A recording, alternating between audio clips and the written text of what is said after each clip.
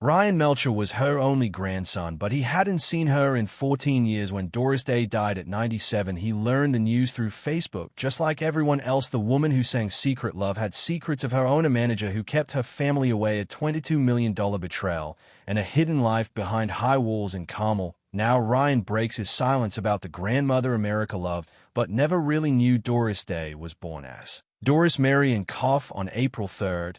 1922 in Cincinnati, Ohio. She grew up in a working-class neighborhood with her parents William, a music teacher, and Alma, a homemaker. Doris had two older brothers, but one, Richard, sadly died before she was born. This loss shaped her strong and determined personality.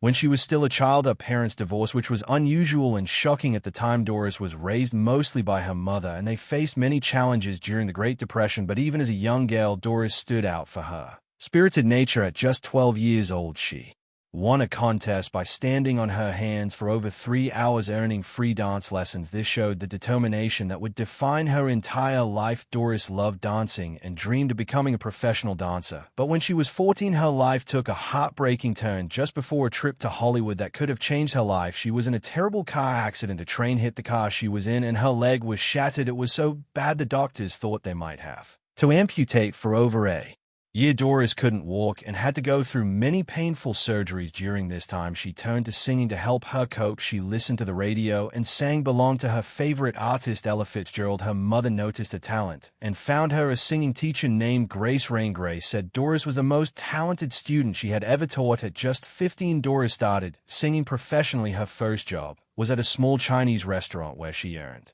$5 a night. It wasn't much, but it was a start. One night, while singing at a local nightclub, she caught the attention of a band leader named Bonnie Rapp. He had been looking for a female singer for a long time, and when he heard Doris, he knew she was the one. But there was a problem. Doris was too young to work in places that served alcohol. To solve this, she lied about her age and said she was 18. She worried people would find out, but she didn't want to miss the chance to perform. In 1939, when Doris was 17, she changed her name. Bonnie Rapp thought her last name, Kappelhoff, was too hard to say and too long for a stage name. After hearing Doris sing the song day after day, he suggested the name Doris Day. At first, Doris didn't like it. She thought it sounded too flashy, but eventually she got used to it, and the name stuck. Little did she know Doris Day would become one of the most famous names in Hollywood. Doris Day's life changed forever when she joined Les Brown's band on March 15th, 1940, at just 18 years old, but it almost didn't happen. Doris was so scared before her audition that she couldn't stop shaking and even got sick backstage. Les Brown himself had to encourage her, reminding her of the talent he'd heard on the radio. With his support, she went on stage and sang "Embraceable You." The band was stunned, and Doris got the job. Her time with the band wasn't easy, though. On Valentine's Day in 1941, while traveling with the group, Doris found out that her brother Paul had died in a car accident. Even though she was heartbroken,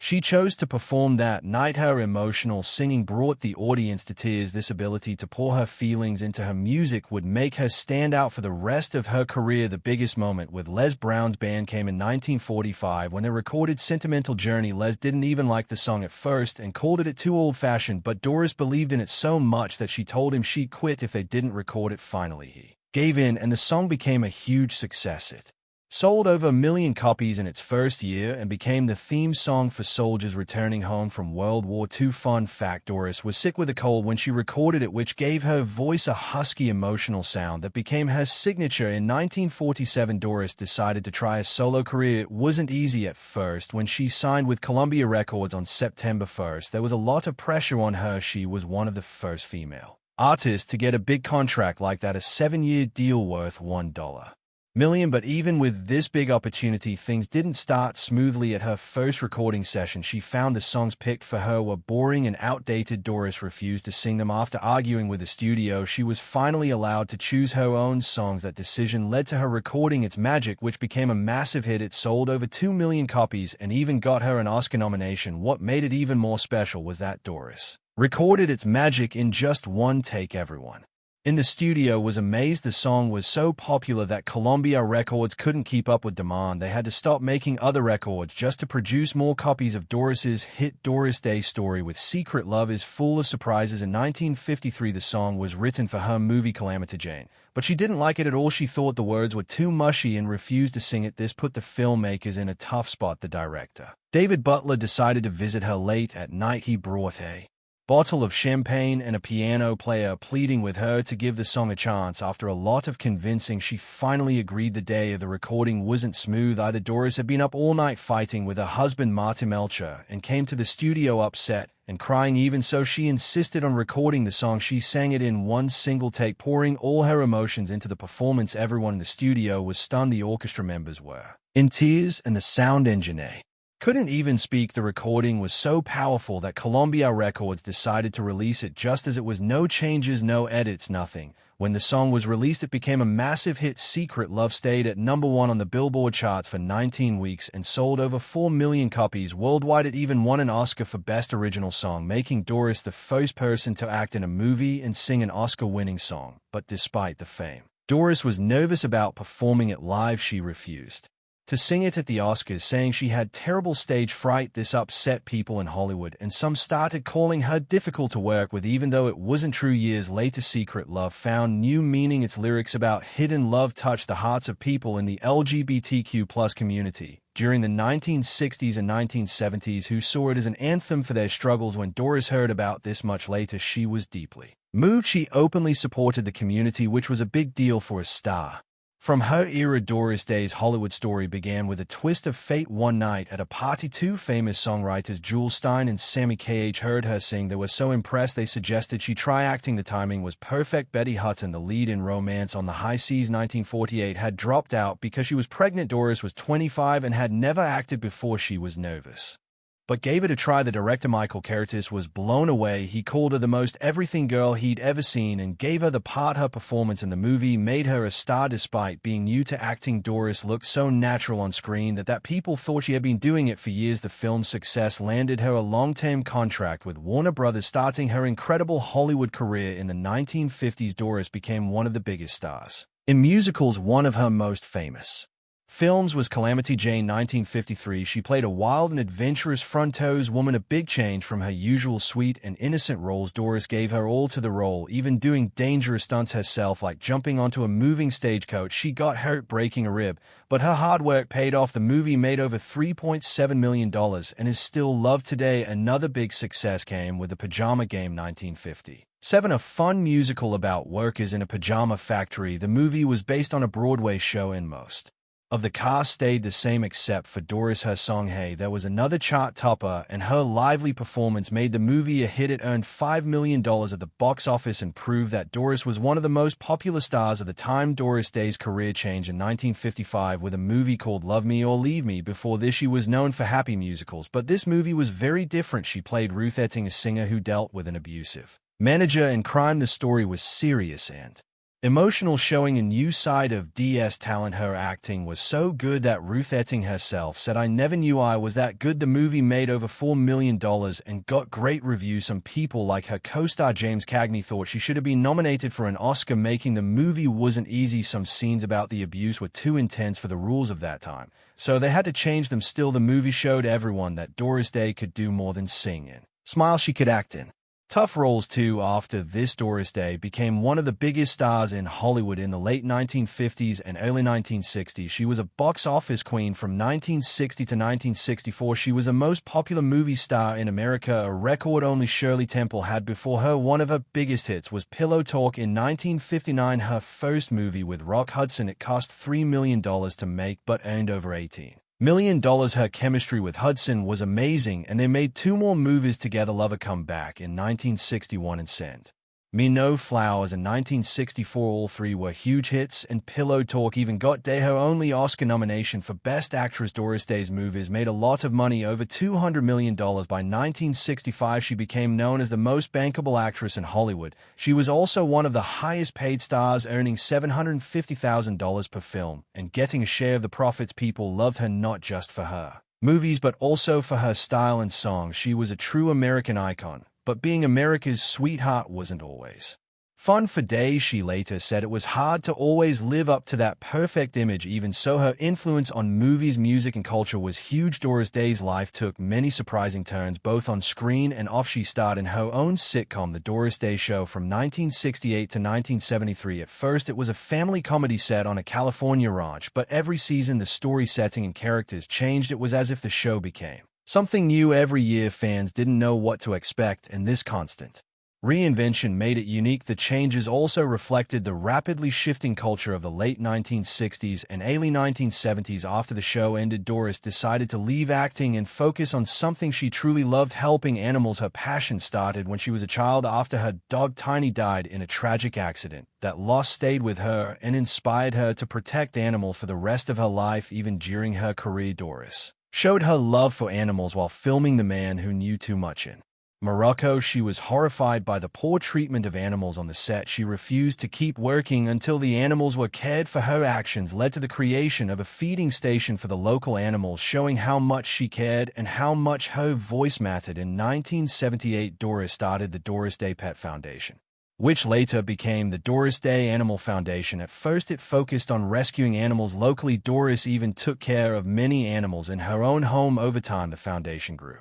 It started working on bigger problems like stopping animal overpopulation. In 1995, Doris created World Spay Day to encourage people to spay and neuter their pets. The event spread to over 70 countries, helping millions of animals. Doris also worked to change laws to protect animals, using her fame to make a difference. Even though Doris left Hollywood, she surprised everyone in 2011 with a new album called My Heart. At 89 years old, she released songs that had been recorded in the 1980s, many of them written by her late son Terry Malaya. The album was very personal and full of emotion. One song, Happy Endings, even featured Terry's voice alongside Doris's. Fans loved the album, and it became a hit. It reached number 9 on the UK albums chart, making Doris the oldest artist to have a top 10 album with new material in the US. It marked her first appearance on the Billboard charts in almost 50 years. Even after the album's success, Doris stayed out of the spotlight. She preferred to spend her time working on animal welfare. Her last public message came in 2019. When she turned 97, she thanked her fans for their support and reminded them to keep helping animals through her foundation. Doris Day's life took a difficult turn at just 17 when she married old Jordan, a 23-year-old trombonist. Her mother had warned her against the marriage, but Day was determined. Sadly, her mother's fears came true right after their wedding in April 1941. The abuse started on their very first day as husband and wife.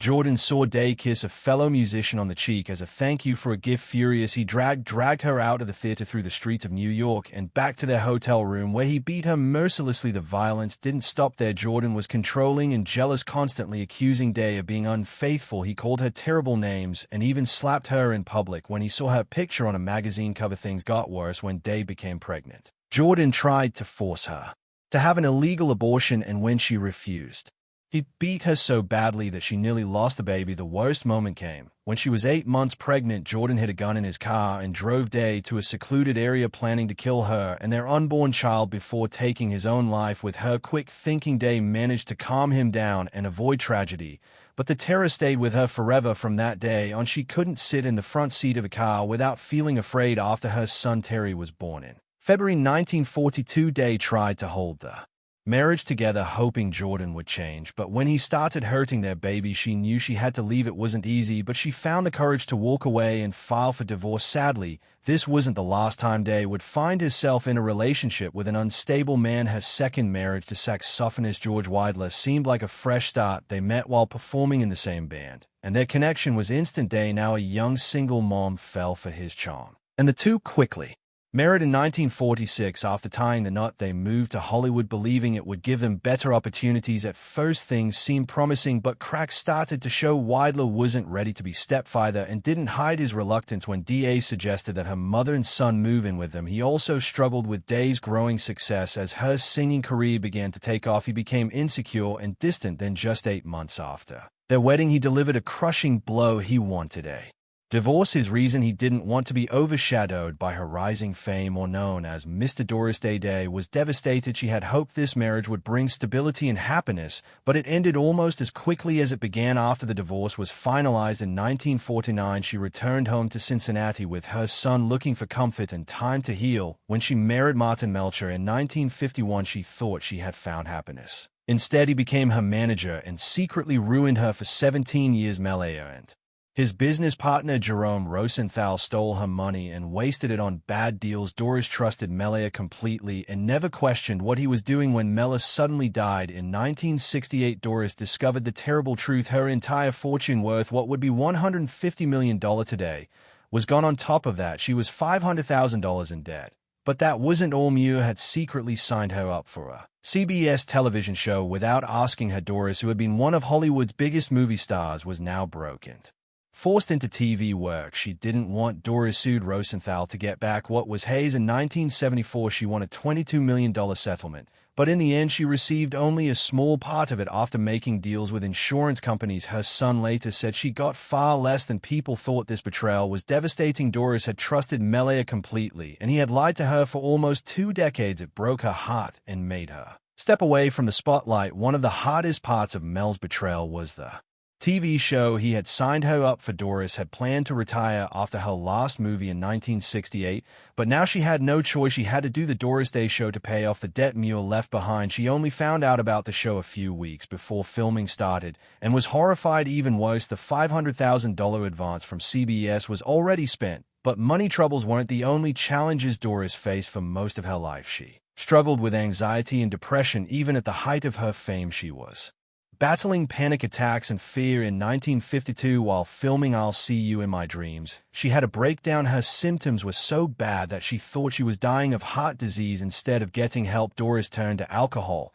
and tried to hide her pain. By the early 1950s, her mental health was at its worst. She avoided public events and turned down interviews on the set of Young at Heart. In 1954, she broke down in tears after an emotional scene. Co-star Frank Sinatra had to comfort her. Doris later said she felt like she was on the edge of a complete breakdown during this time. Shockingly, Doris didn't seek therapy until 1971, when she was almost 50 years old. For 4 years, she worked with a therapist to deal with her lifelong anxiety and depression. She said it helped her finally find some peace. Doris Day had only one child, her son Terry Melcher, born on February 8, 1942. For several years, she raised Terry alone. Then in 1951, she married Martin Melcher. Martin adopted Terry and gave him his last name.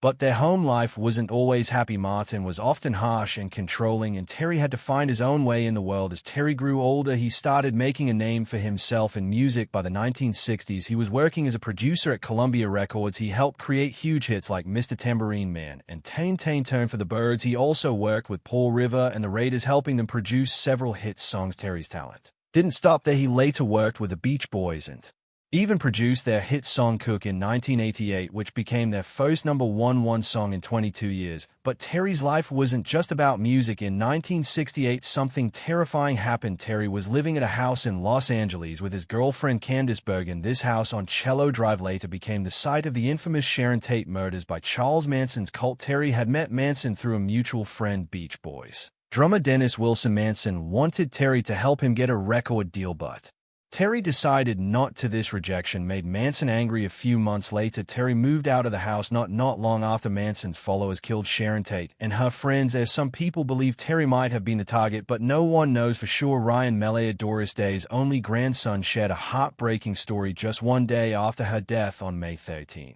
2019, he revealed on Facebook that he had been estranged from his grandmother for 14 years. Even worse, he found out about her passing not from family, but through social media. Like millions of her fans, it was a sad and shocking revelation, showing how deeply their family ties had been broken. The trouble began in 2004 after Ryan's father, Terry Melcher, passed away. Terry, Doris Day's only child, had died from melanoma at the age of 62. Not long after, Doris reached out to Ryan and invited him to dinner. It seemed like a chance to reconnect, especially since their relationship had been distant after Ryan's parents divorced in 1997. But things didn't go as planned. Before the dinner could happen, Doris's new business manager, Bob Bashara, stepped in. He called Ryan to a meeting at the Cypress in a hotel Doris co-owned in Carmel, California. Ryan says Bashara asked him, "Why do you want to see Doris?" Ryan was stunned and replied, "She's my grandmother." But instead of bringing them closer, Bashara told Ryan he wouldn't be allowed to see her. He even blamed the estrangement on Ryan's parents' divorce. That moment marked the start of a painful separation that would last until Doris's death. Ryan later admitted he regretted not doing more to reconnect. He said the fences and guards around Doris's home put in place by Bashara made it nearly impossible, but he still felt he should have tried harder. Over the years, Ryan moved on with his life, becoming a real estate agent in Carmel. Meanwhile, he claims Bashara made changes to Doris's Animal Welfare Foundation, firing the longtime board members and replacing them with his own family. The story took another turn when DA's publicist Charlie Cullen Walters responded to Melcher's claims. Walters who worked with Doris since 2011, said they tried many times to reconnect with Ryan. One of these attempts was for Doris's 90th birthday in 2014, which could have been a perfect moment for the family to come together.